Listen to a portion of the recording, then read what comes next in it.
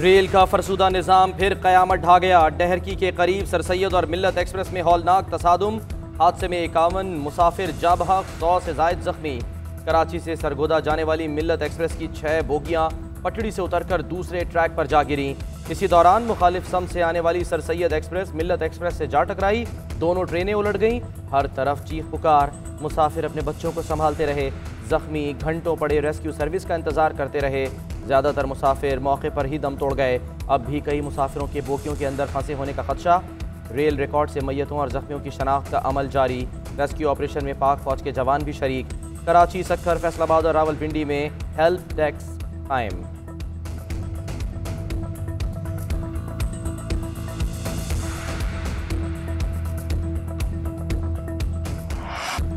मिल्लत express की बाज बोगियां नाकारा होने का इंकशाफ। हादसे के यानी शाहिदीन के मुताबिक एक बोगी का क्लम्प टूटा हुआ था।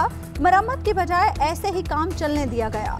रात के पिछले पहर रेती के करीब ट्रेन को झटका लगा और बोगी उलट गई। ट्रेन हादसे में ज्यादा नुकसान मिल्लत एक्सप्रेस के मुसाफिरों को हुआ। इसी दौरान सामने से आने वाली ट्रेन से तसादुम हो गया। मुसाफिर अपनी मदद आप के तहत एक दूसरे को निकालते रहे।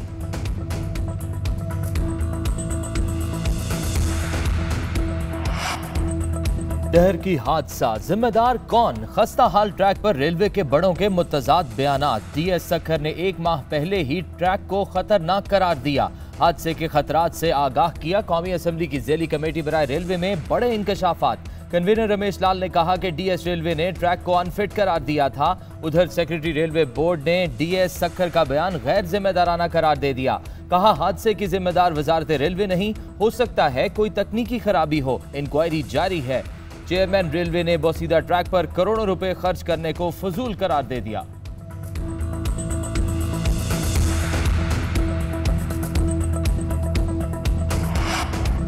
मंजिल पर पहुंचने की आस में कई मुसाफिर मौत की वादी जा पहुंचे। फैसलाबाद का बदकिस्मत लाइटमैन अपनी जिम्मेदारियां निभाने ट्रेन में सवार था। 2 रेलवे पुलिस एहलकार भी जिंदगी की बाजी हार गए। ट्रेन हादसे में जख्मी होने वाले 5 लावारिस बच्चे भी शामिल। अलमनाक वाक़े में वालिदैन से बिछड़ जाने वाले 3 बच्चे शेख जैद अस्पताल रहीम यार खान, 2 तहसील अस्पताल सादिकाबाद और ओबाड़ो अस्पताल में ज़ेर इलाज। उम्रें 3 से 8 साल के दरमियान हैं।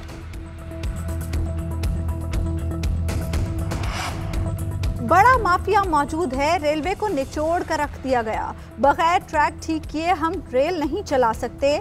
वजीर रेलवे आजम सवाती का हादसे की जगह का दौरा, इमदादी कामों का जायजा लिया। जिम्मेदारों के खिलाफ सख्त कार्रवाई की यकीन दहानी। जाँ बहक अफराद के वरसा को 15-15 लाख मुआवजा देने का ऐलान।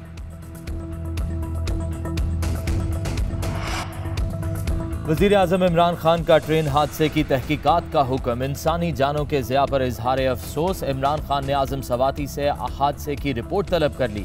इमरान खान का कहना है कि रेलवे सिस्टम में मौजूद खामियों की जामे तहकीकात की जाए।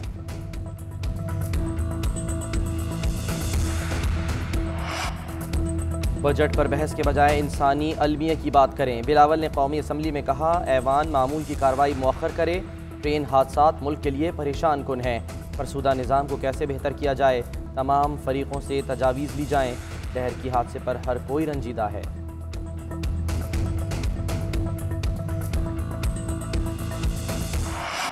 फवाद चौधरी ने ट्रेन हादसे की जिम्मेदारी नून लीगी हुकूमत पर डाल दी।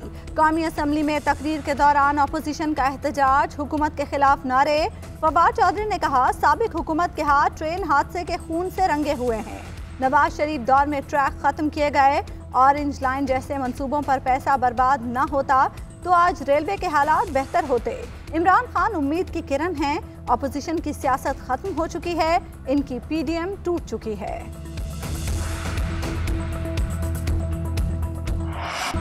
जिम्मेदार हम नहीं, आप हैं। फवाद चौधरी और शेख रशीद सियासी बोने हैं। साद रफीक कहते हैं, ट्रेन का जाते हुए नाम कोई और, वापसी पर नाम कुछ और होता है। फीते काट काट कर रेल निजाम का बेड़ा गर्क कर दिया गया। अपनी नाअहली साबिक हुकूमत पर डालते हुए रत्ती बराबर भी शर्म नहीं आई आपको? अवाम से कितना झूठ बोलेंगे? मौजूदा हुकूमत ने रेलवे तरक्याती बजट पर 7% कट लगाया। ट्रैक्स की मुरम्मत का बजट भी कम हो गया। ML1 मंसूबे में 3 बरस की ताखीर हो चुकी। अपोजिशन लीडर शहबाज शरीफ का ट्रेन हादसे पर इजहार अफसोस। कहा सक्खर के करीब 13 मकामात पर ट्रैक ख़राब होने की तहरीरी रिपोर्ट मौजूद है। रिपोर्ट के बावजूद गफलत क्यों बरती गई? अफसोस के मौजूदा दौर ट्रेनों के हादसात का दौर साबित हो रहा है। अपोजिशन लीडर की हादसे की गैर जानिबदाराना तहकीकात का मुतालबा। मरियम नवाज शरीफ ने रेल हादसे पर ट्वीट किया, लिखा कैसे जालिम और बेहिस लोग पाकिस्तान पर मुसल्लत हैं। 3 साल में 8 बड़े ट्रेन हादसात के बाद भी हुकूमत अपनी मुजरिमाना गफलत और नाअहली कबूल करने को तैयार नहीं।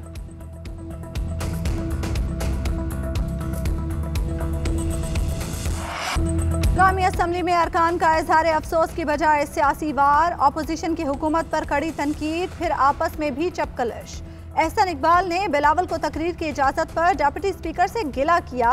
कहते हैं बोलना मैंने था, मेरा 6 फुट 2 इंच का कद आपको नजर नहीं आया। हैरत है, आप कैसे अपोजिशन की सबसे बड़ी जमात को नजरअंदाज कर सकते हैं। मगरबी जमहूरियत पर PhD करने वाले वजीर आजम बताएं इस्तीफा कौन देगा। बिलावल का भी जवाब, बोले लोग सियासत चमकाना चाहते हैं, हर बंदा सियासत के लिए खड़ा हो जाता है। नारोवाल के एक रुकने असम्बली ने अपने कद की बात की। चेयरमैन पीपल्स पार्टी के जुमलों पर नून लीग ने वॉकआउट किया।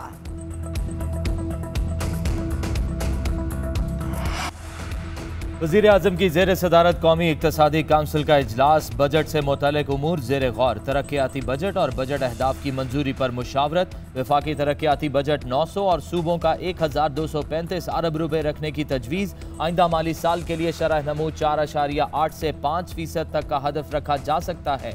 अफरात ज़र समेत दीगर अहदाफ भी तय कर लिए गए। वफाकी हुकूमत सिंध के लोगों को पाकिस्तानी नहीं समझती। बतौर चीफ एग्जीक्यूटिव सिंध के अवाम के हक़ के लिए आवाज़ उठाता रहूँगा। वज़ीर आला सिंध मुराद अली शाह ने वज़ीर आज़म को दूसरा ख़त लिख दिया। तर्जुमान सिंध हुकूमत मुर्तज़ा वहाब कहते हैं वफाकी हुकूमत सिंध से सौतेलों जैसा सलूक कर रही है। एक तहरीक इंसाफ का पाकिस्तान है, दूसरा पाकिस्तान सिंध में है। वज़ीर मनसूबाबंदी असद उमर के पास कोई तफसीलात नहीं हैं, जो अफसोसनाक है।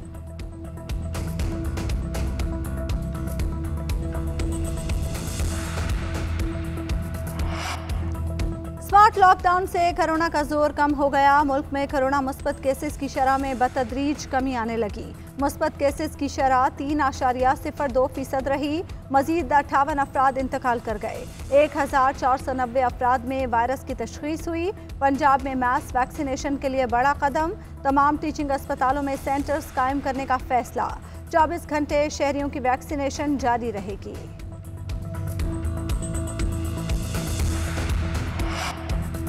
आज से मुल्क भर में तालीमी सरगर्मियां बहाल। सिंध में तालीमी इदारे के अमले के लिए वैक्सीनेशन लाजमी करार। दुकानें रात 8 बजे तक खोली जा सकेंगी। रेस्टोरेंट्स में आउटडोर डाइनिंग की इजाज़त। 2 हफ्ते बाद आउटडोर शादियों की इजाज़त होगी। सिंध भर में मज़ार जुमे और इतवार को बंद रहेंगे।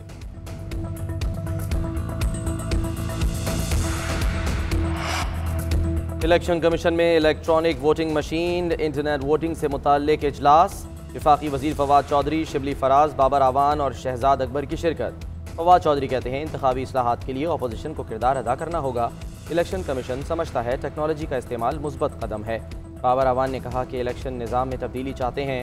हुकूमत अकेले बिल पास करा सकती है, लेकिन अपोजिशन का साथ चाहते हैं। शिबली फराज ने कहा कि इलेक्ट्रॉनिक वोटिंग के लिए इलेक्शन कमीशन से मुआवनत जारी रहेगी।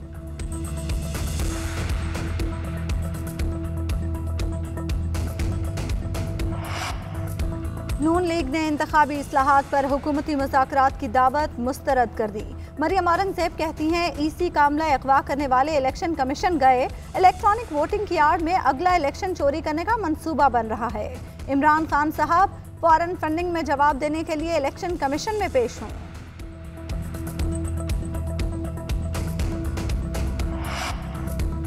शाह महमूद कुरैशी ने वजीर आला पंजाब से जनूबी पंजाब सेक्रेटेरिएट के फंड्स का हिसाब मांग लिया। कहा 4 अरब रुपए मुख्तस किए गए, 11 माह गुजर गए, इनमें से कितने खर्च किए।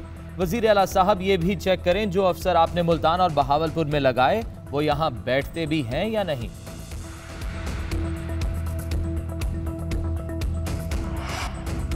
फिरदौस आशिकावान कहती हैं शाह महमूद कुरैशी आवाम की तर्जुमानी करते रहते हैं। जनूबी पंजाब सेक्रेटेरिएट को फ़ाल करने में कोरोना आड़े आया। जहाँ जहाँ काम सुस्त रवि का शिकार था वहाँ तेज़ी लाई जा रही है। वज़ीर आला पंजाब सिराई की बेल्ट से ताल्लुक़ रखते हैं, वो भी अपने आवाम की तर्जुमानी करते हैं।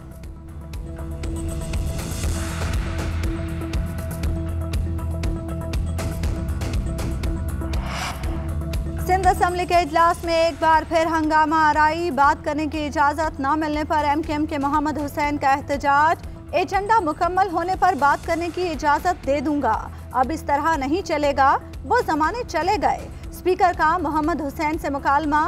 अपोजिशन अरकान ऐवान से वॉकआउट कर गए।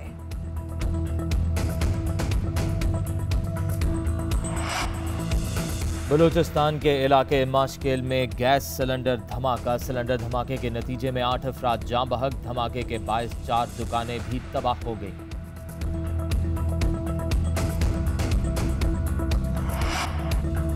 वज़ीर आज़म इमरान खान को बोरिस जॉनसन का फ़ोन। ट्रेन हादसे पर इजहार अफसोस। दो तरफ़ा ताल्लुकात और इलाकाई उमूर पर तबादला ख्याल।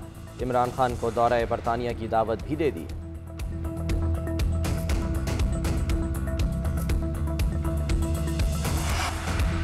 PSL 6 के बकिया मैचेस शुरू होने में सिर्फ 2 दिन बाकी रह गए। 9 जून से चौकों और छक्कों की होगी बरसात। लाहौर कलंदर्स के बैन डंक मुकम्मल तौर पर फिट हो गए।